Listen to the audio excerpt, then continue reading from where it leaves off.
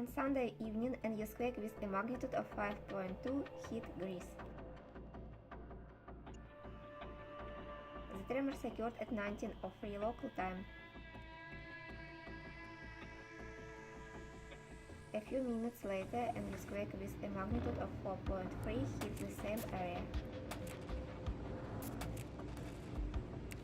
The epicenter was at a depth of 16 kilometers. The earthquake was felt throughout the region of Chalkidiki to Thessaloniki as well as in central Macedonia. Eyewitnesses are sharing footage of the natural disaster on social media. Furniture shook in houses, objects fell from shelves.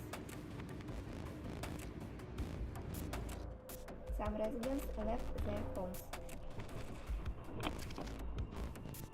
There were no reports of injuries or serious damage.